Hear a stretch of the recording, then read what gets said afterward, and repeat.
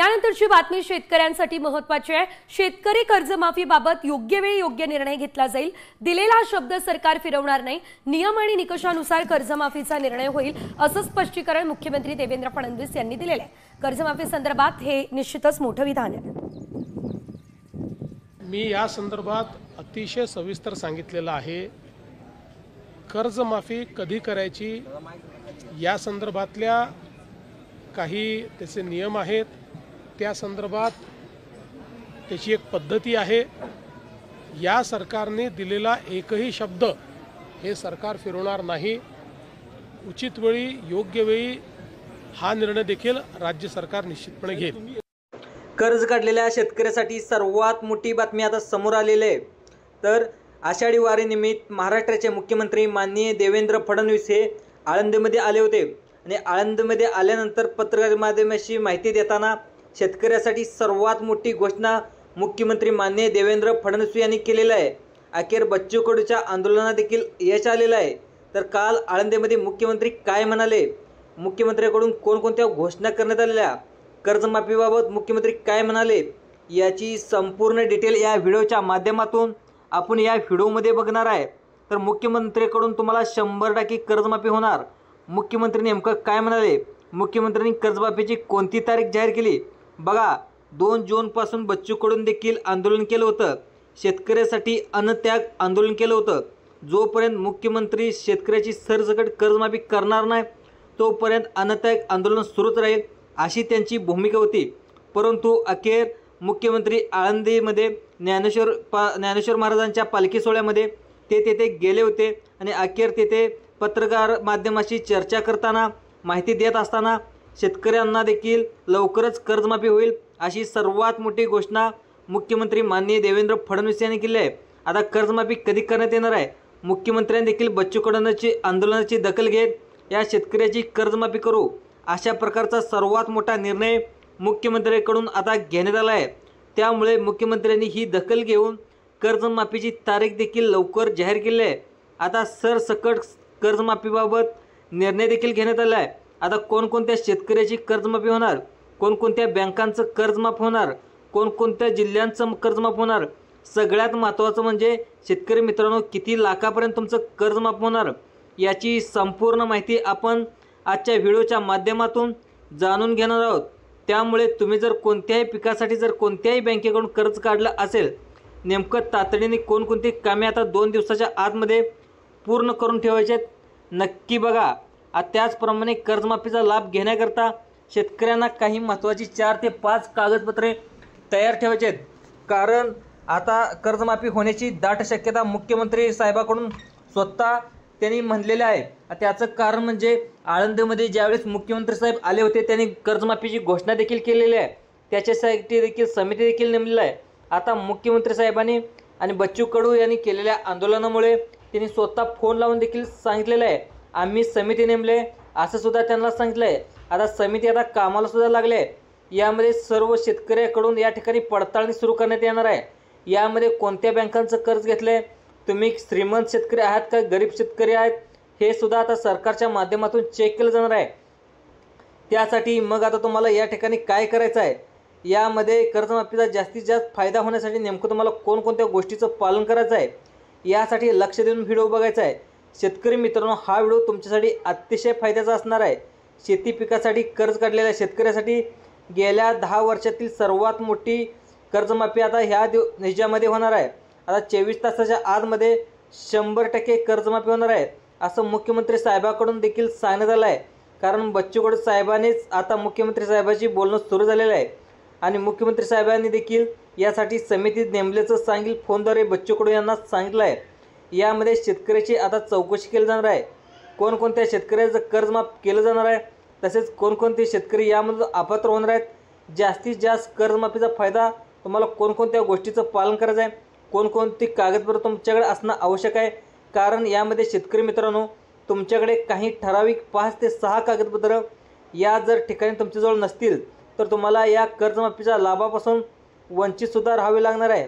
म्हणजे अतिशय महत्त्वाचे 5 ते 6 कागदपत्रे त्या ठिकाणी तुमच्याकडे नसतील तर तुम्हाला या कर्जमाफीचा फायदा होणार नाही। त्यामुळे कोणकोणती 5 ते 6 कागदपत्रे तुमच्याजवळ लागणार आहेत, कोणकोणती कामे तुम्हाला या ठिकाणी करावी लागणार आहेत आणि कोणकोणत्या बँकांचं कर्ज माफ होणार आहे, मुख्यमंत्री साहेब नेमकं काय म्हणाले याची सविस्तर माहिती या ठिकाणी मित्रांनो आता मिळणार आहे। शेतकरी मित्रांनो, तुमचं नेमकं 50,000 रुपयाचं कर्ज माफ होणार की 1,00,000 रुपयाचं कर्ज माफ होणार की सरसकट 2,00,000 रुपयाचं कर्ज माफ होणार? निवडणुकीच्या आधी या सरकारने जो शब्द दिला होता, आम्ही निवडून आल्यानंतर सरसकट 1,50,000 रुपयाची कर्जमाफी करू, तर नेमकं किती लाख रुपयाचं कर्ज माफ होणार आहे हे सुद्धा आज या व्हिडिओच्या माध्यमातून पाहणार आहोत।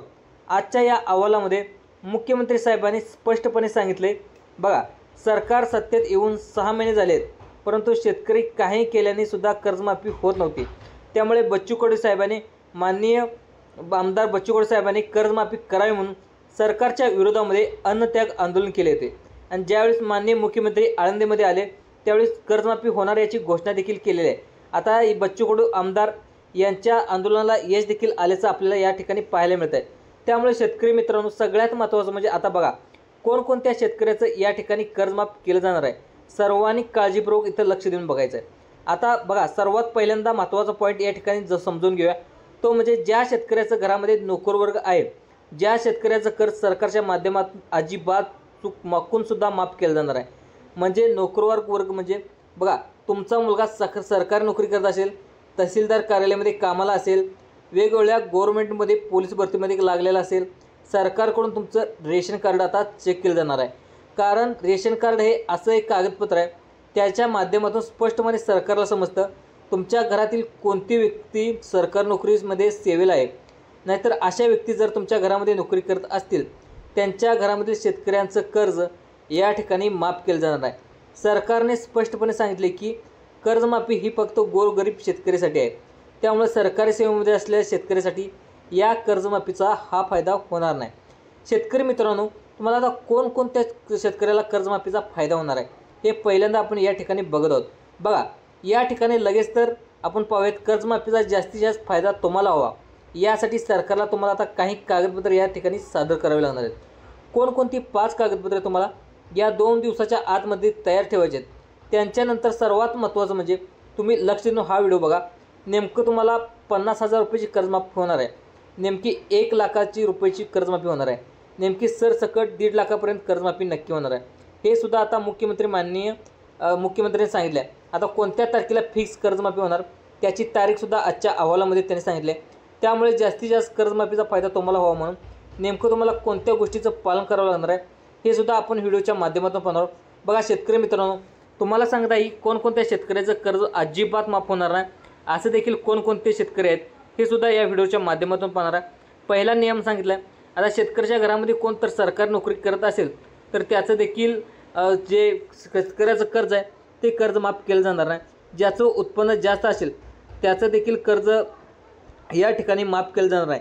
ज्यांच्या घरामध्ये पिवळं किंवा केशरी कार्ड नसेल, तुमचं उत्पन्न 5 लाखापेक्षा वरती असेल तरी पण तुम्ही कर्जमाफीचा अपेक्षा करत असाल तर तुम्हाला या कर्जमाफीचा फायदा होणार नाही।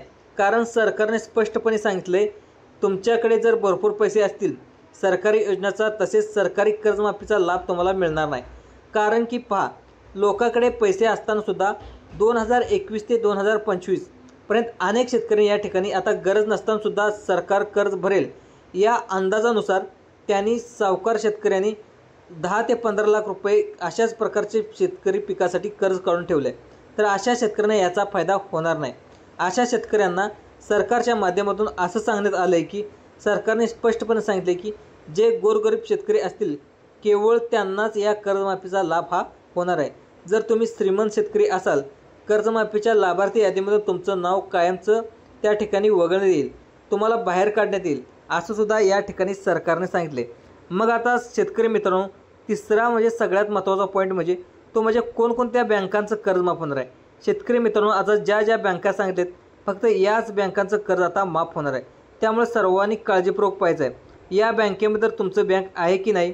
या बँकेमधील 2 दिवसाच्या आतमध्ये कुठल्याही परिस्थितीमध्ये हे कर्ज सरकारच्या माध्यमातून माफ करण्यात येणार आहे। बच्चू कडू साहेबांनी देखील कर्जमाफी व्हावी म्हणून अन्नत्याग आंदोलन केल्यामुळे अखेर या कर्जमाफीला यश आल्याचंही आपल्याला पाहायला मिळालं आहे। मग तुम्हाला या बँका देखील सांगणार आहे, सर्वांनी काळजीपूर्वक या ठिकाणी लक्ष देऊन बघायचं आहे। तुम्ही जर बँक या सरकारने सांगितलेल्या यादीमध्ये या ठिकाणी असेल तर तुमचं सरसकट कर्जमाफी 2 दिवसाच्या आतमध्ये आता माफ होणार आहे। या ठिकाणी मित्रांनो तुम्हाला बँकेची यादी देखील सांगत आहे। या बँका सांगितल्या लगेच 2 मिनिटाच्या आतमध्ये 5 कागदपत्र देखील तुम्हाला सांगणार आहे। ही 5 कागदपत्रे तुमच्या शेतकऱ्याजवळ ठेवावीच लागणार आहेत, फक्त त्यांनाच ही कर्जमाफी होणार आहे। जर तुम्ही या 5 कागदपत्रामध्ये आता जर एक जरी कागदपत्र गहाळ केलं किंवा जवळ ठेवलं तुम्हाला ही कमी कर्जमाफी होणार आहे। त्यामुळे तुमचं महत्त्वाचं काम थोडं बाजूला ठेवा। कोणती 5 कागदपत्रे तुम्हाला या ठिकाणी तयार ठेवायचे आहेत हे लक्ष देऊन बघा। या कागदपत्रावरून सरकारला समजणार आहे की तुम्ही गोरगरीब आहेत की श्रीमंत शेतकरी आहेत।